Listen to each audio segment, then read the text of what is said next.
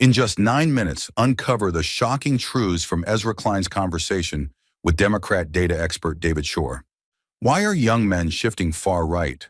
Why did minorities turn against Democrats? How did Trump become the moderate choice? This interview reveals hard truths the left won't admit. Stay till the end for 10 key takeaways. Takeaway 1. Non-white voters moving to Trump. One of the biggest surprises in the 2024 election was the significant shift of non-white voters toward Trump. Over the years, Democrats assumed that minorities, particularly Hispanics and Asians, would remain a stronghold for them. But the data showed otherwise. Hispanic moderates who once voted overwhelmingly Democratic dropped from 81% in 2016 to just 58% in 2024. A similar trend was seen among Asian and Black voters, with more conservatives in these groups shifting toward the GOP. The assumption that Trump's hardline immigration stance would drive away immigrants did not hold true. In fact, Trump performed better among immigrant communities than ever before. Inflation and economic concerns seemed to outweigh fears about immigration policies, leading more working-class, non-white voters to vote Republican. For example, in counties with large immigrant populations, such as Queens, New York, and Miami-Dade, Florida, Trump's vote share increased by about 10 percentage points. Now let's move to the next takeaway. Takeaway 2, young voters moving to Trump. Democrats had long believed that young voters would always lean left. However, 2024 proved them wrong. Young men, particularly white men under 25, shifted toward Trump at a much higher rate than expected. The gender gap widened, with young women remaining more Democratic but young men moving decisively rightward. Online spaces have played a role in shaping political beliefs, with young men consuming different content that often leans conservative. This shift is not just an American trend, but part of a global pattern where younger, working-class men lean toward right-wing parties.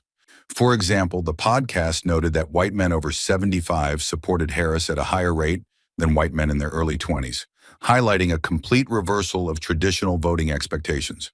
Now let's move to the next takeaway. Takeaway 3, voters saw Trump as more moderate.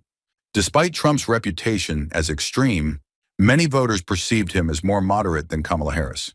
In polls, 49% of voters viewed Harris as more liberal than me, while only 39% saw Trump as more conservative than me. Trump's mix of policies confused traditional ideological lines, allowing him to appear moderate to some groups. His stance on economic issues, such as protecting Social Security and Medicare, made him seem less extreme than Republican predecessors. The perception that Democrats had moved too far left contributed to this shift in how voters categorized Trump. For example, Trump was far right on immigration, but campaigned on tax policies that were seen as more populist compared to other Republicans. Now let's move to the next takeaway. Takeaway 4, the Democrats' toxic brand. A recurring theme in the discussion was that the Democratic brand had become toxic in many parts of the country. Democrats struggled to win over working-class voters, even in areas where they were competitive a few years ago. The perception that Democrats prioritize elite concerns over working-class issues hurt them in key states. Running as a Democrat in red or swing states had become a disadvantage due to national branding issues. Some analysts suggested running candidates as independents in certain states to distance them from the Democratic label. For example, in Nebraska, an independent candidate outperformed expectations by distancing themselves from the Democratic Party.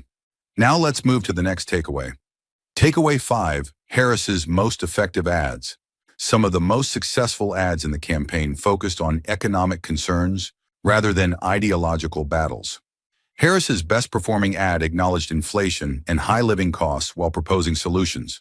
A separate ad attacking Trump's proposed national sales tax also performed well, as it directly impacted middle-class voters. Economic messaging was more effective than ads focused on democracy or authoritarianism. Despite this, Democrats shifted their messaging toward democracy-related concerns in the later stages of the campaign. For example, Harris's top ad discussed cracking down on price gougers and lowering grocery bills, which resonated more than broader ideological messaging. We're halfway through the video. Thank you for sticking with us this far. If you're enjoying it, please give us a thumbs up and share it in your WhatsApp groups. We'd love to hear your thoughts, so feel free to comment below. To see more videos like this, make sure to hit the subscribe button. Now let's continue with the video. Takeaway 6. Voters wanted change. A major driver of Trump's support was the desire for a shakeup in the system. Voters expressed frustration with the status quo and wanted significant changes. The need for shock therapy in government was a recurring theme among undecided voters. Even moderate voters preferred candidates who expressed frustration with the system rather than those who defended it. Democrats struggled to balance their image as stable leaders while also acknowledging voter anger. For example, polling showed that candidates who acknowledged economic struggles outperformed those who focused on institutional stability. Now let's move to the next takeaway. Takeaway 7. The impact of TikTok. Social media, particularly TikTok, played a role in shaping young voters' political leanings. Different algorithms pushed young men and women into separate ideological spaces. Conservative influencers gained significant traction among young male voters. Many younger voters were disengaged from traditional media and relied entirely on digital content. Democrats failed to engage effectively in these online spaces, allowing right-wing content to dominate. For example, a young man interested in UFC and other male-dominated interests would likely be fed conservative-leaning content, reinforcing right-wing narratives. Now let's move to the next takeaway. Takeaway 8. Trump's unpopular policies. Despite his gains with certain voters, Trump's policies remained broadly unpopular. Proposals to cut Medicare and Social Security hurt Trump's approval rating. Voters disliked efforts to cut government services without compromise. His close association with billionaires and tax policies favoring the wealthy remained a weak point. However, these policy concerns did not outweigh economic dissatisfaction for many voters. For example, ads highlighting Trump's support for a national sales tax increased disapproval by 2.5 points, showing that economic concerns could still be leveraged against him. Now let's move to the next takeaway. Takeaway 9. Anger at the Biden administration. Many voters who shifted to Trump were not necessarily strong supporters of him, but were dissatisfied with the Biden administration. Biden's approval rating had declined sharply compared to 2020. Voters who were on the fence in 2020 were more likely to switch to Trump rather than stay home. Inflation and economic struggles were cited as major reasons for dissatisfaction. Even voters who disliked Trump felt that the Democratic Party had failed to address key concerns. For example, exit polls showed that while Trump remained unpopular, Biden's approval rating had dropped more significantly, making the choice about rejecting the incumbent rather than embracing the challenger. Now let's move to the last takeaway. Takeaway 10. Voters trust Republicans more. On nearly every major issue, voters expressed more trust in Republicans than in Democrats. Republicans had strong leads on economic issues, national security, and crime. Even issues like Social Security, which traditionally favored Democrats, had shifted toward Republican trust. The only significant Democratic advantage remained in healthcare. This loss of trust made it harder for Democrats to persuade undecided voters.